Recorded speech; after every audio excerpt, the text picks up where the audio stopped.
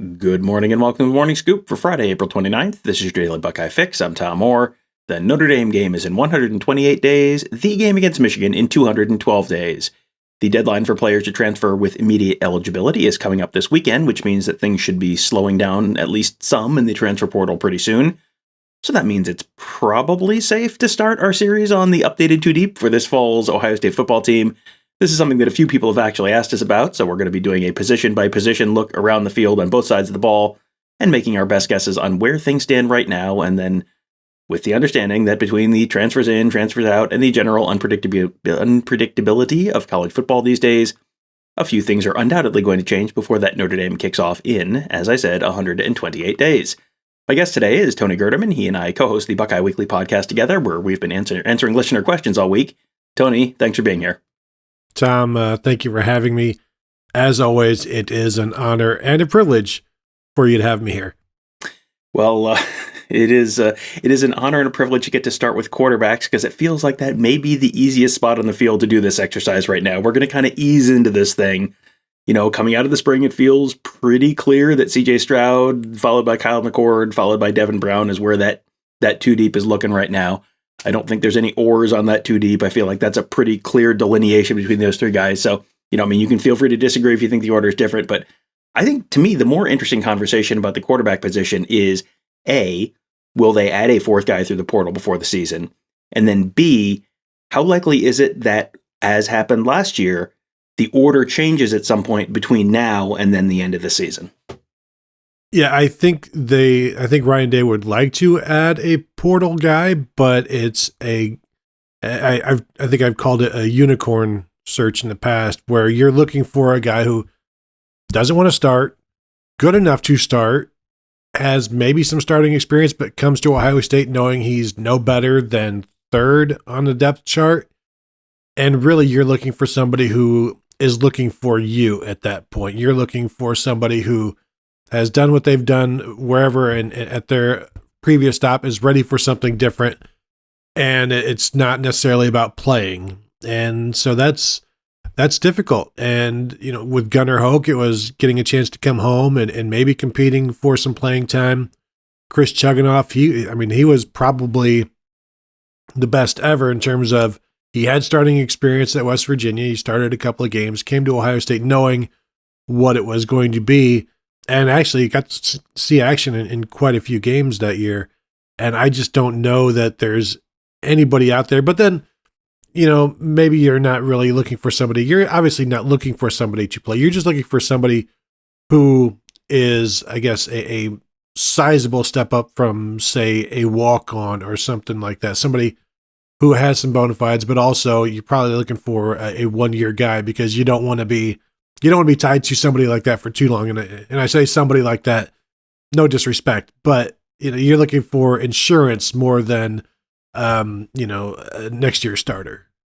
Yeah, whoever that guy is, there is a very low possibility that guy is starting a college football playoff game. If you get to that point, you're probably not in the college football playoff. So it is, just pretty much a depth play and a break glass in case of emergency play. But yeah, it does seem like that's something that if they could make that work out and if they can find that unicorn, they would probably be happy to have it.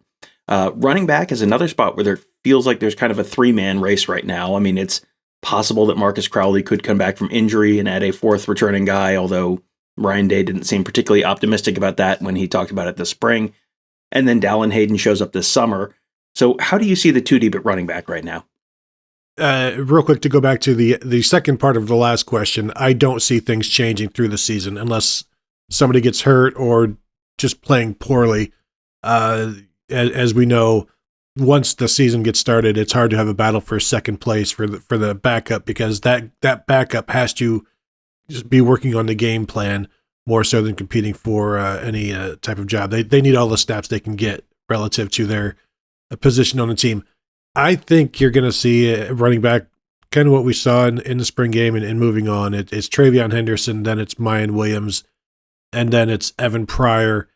And I think even if Marcus Crowley can't make it back, I still think Dallin Hayden, when he gets to Ohio State this summer and plays during the season, I think you give him his 4 games. I don't think there's going to be a need for more than that unless somebody gets hurt. And even then, you weigh it like, do we need to put him out there more? Because they've got guys that can, obviously, TreVeyon Henderson, Miyan Williams could take the bulk of the carries for as long as they need. We saw games last year where Miyan Williams barely touched the ball. And so there are going to be games again where I think just those two will be the only guys who could carry it. But I think it's Evan Pryor is going to be that third guy. And it'll be interesting to see if he gets to a position where he's not only is he the third running back, but he is also a guy that can play in the first quarter where they've got things for him and they design things for him. And they're like, let's not forget about Evan Pryor. We need to get him this. This is a good matchup for him. I'm interested to see if there is a role for him at any point during the game rather than just being the third guy in who might get a series but probably won't in close games. That's another thing. Like, does he play early in the Notre Dame game, or is this something where they hold him back? Because that's really also when you start to understand the trust level that they have in guys. Are they playing in big games early? Yeah, because playing against Arkansas State in the second quarter, that's a very different conversation than playing against Notre Dame in the second quarter or the first quarter.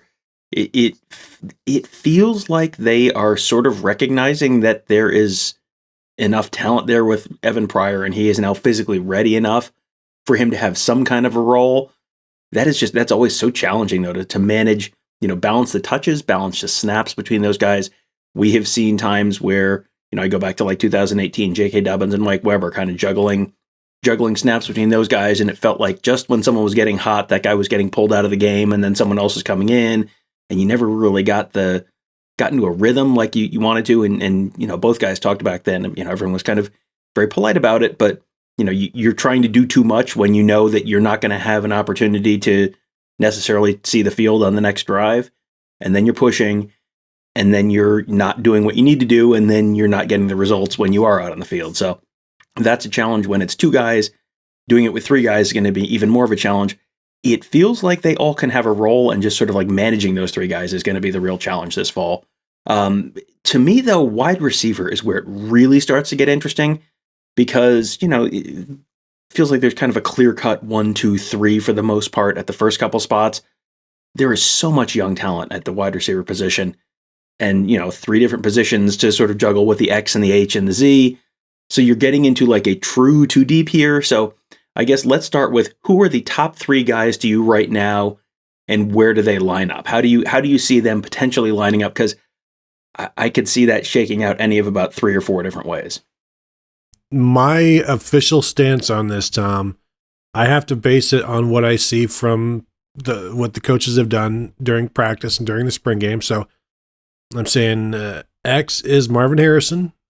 The H, the slot receiver, is Jackson Smith-Njigba. I think he stays there. And the Z, right now, it's Julian Fleming. And you mentioned those three, and people are screaming right now about Emeka Egbuka. And I understand that, but I think there is room for 4 of them. And do I think that maybe Egbuka plays more snaps than Fleming? Maybe. But I think right now, that's how I am going. I know how I am doing it. Right now, this is how I am doing it. And it's going to be interesting to see if that's how they open in fall and how long it stays like that, if it stays like that through all fall camp or whatnot. I can only go on what we've seen so far, and Julian Fleming has been that number 1 Z.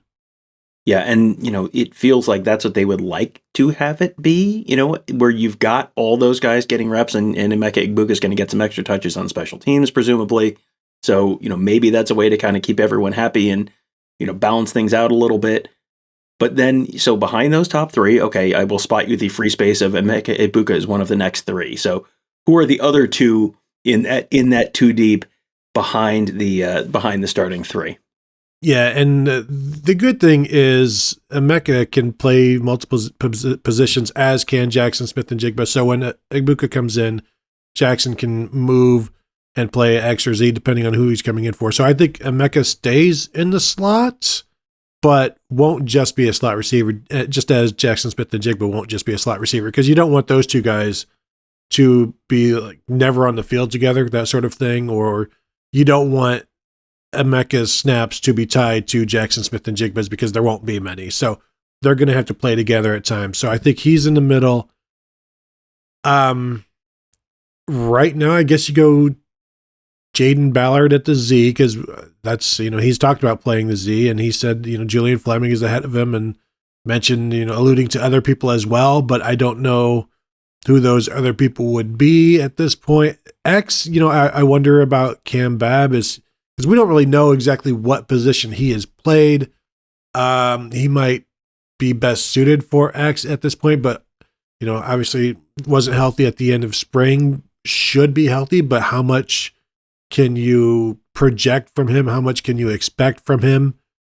I don't know, like, who else at that point. Do you throw one of the freshmen in there, where they only had 2 freshmen in for spring, and Caleb Burton and Keon Grays? I think Keon Grays is more of a Z. Caleb Burton may as well. So I'm going to go Cam Babb at the X, Emeka Egbuka in the slot, Jade Ballard at the Z for my 4, 5, 6.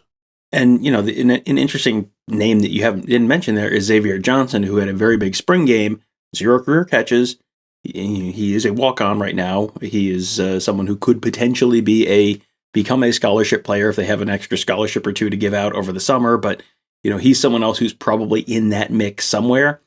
I do wonder, if you gave Brian Hartline some truth serum, how locked in he feels like that top 6 is, because it feels like you've got a top 4, and you heard lots of positive news about Jade Ballard this spring, so maybe it's a top 5, but then the true freshman there behind them, that generally will take you a little while to get going. Like Marvin Harrison did not do a whole heck of a lot during the season. He made a couple plays during the course of the season and then blew up for 3 touchdowns in the Rose Bowl, but you're a long way from January 1st at this point. So yeah, it probably takes a little while to get people up to speed. So whether it's one of the true freshmen who are in for the spring, one of the true freshmen who's coming in the summer, Cam Babb, Xavier Johnson. I mean, there's a lot of options there. So that's definitely an maybe the most intriguing of any of these 2 deep spots that we've talked about today.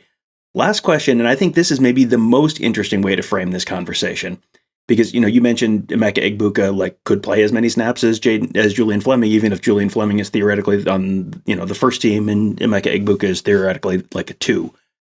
Outside, let's just set aside Jackson Smith and Jigba for the purposes of this exercise. Outside of Jackson Smith and Jigba, who finishes with A, the most catches, B, the most yards, and C, the most receiving touchdowns? I mean, I feel like this is not going to be the same answer for all 3, so it can be if you'd like it to be, but it could be 3 separate answers too. Who outside of Jackson Smith and Jigba, who kind of feels like the free space on the bingo card this year, who has the most catches, the most yards, and the most receiving touchdowns this season? I think I'm going to make it simple and go with Marvin Harrison for all 3. We know the red zone threat that he provides. The X receiver, while it fluctuates in terms of how many catches they get. One year it was Jamison Williams, and what he finished with, like 9 or 12 catches, something like that. When it was Garrett Wilson, he, as we saw last year, there's plenty of catches there. So I think, because I don't know that he has as much pressure around him, or as much, I think he's going to be on the field quite a bit. So I think maybe he loses fewer snaps than a Fleming or Mecca do. So I'm going to say Marvin Harrison. And really, what does that mean? Is that 65 catches for 900 yards and 10 or 11, 12 touchdowns? Because Tom, when you think of what Marvin Harrison is going to do in terms of touchdown catches, like, my mind immediately goes to like 12 touchdowns. What about you? Yeah, I mean, it feels like he's, at least high single digits, low double digits in touchdowns. I mean, and that's a monster season. That is a huge season. And, that may be skewed slightly by the fact that he had 3 touchdowns the last time we saw him play a real football game. So, that may be setting some unrealistic expectations there. But, CJ Stroud is going to throw a bunch of touchdowns. And Jackson Smith and Jigba has not traditionally been the guy who's piling up loads of touchdowns. That's, he'll have 1 million catches and he'll probably have 1 million yards this year, but he has not had like the 20 touchdown kind of season or anything like that. So someone else is going to catch some of them. I feel like Emeka Egbuka is going to be the answer to at least one of these. And I don't know, he's probably maybe the biggest play receiver. Jade Ballard obviously is kind of an open question, because if with all the Devin Smith comps, you're going to if you live up to any of those, you're going to have a very high yards per reception number and probably a pretty decent number of touchdowns. But it feels like Emeka Egbuka is going to end up at the top of that list in at least one of those categories. I'm going to use my host prerogative and not pin myself down to name a specific category here, but it feels like he's, one of those is going to be an Emeka Egbuka. But yeah, I'm with you on the fact that Harrison, I think, feels like, the fact that his backup is the one where it's maybe the foggiest who's behind him means, unless they slide Egbuka over there, and they are very big on flexibility. That's a big thing that Brian Hartline's big on. Being able to play inside and outside.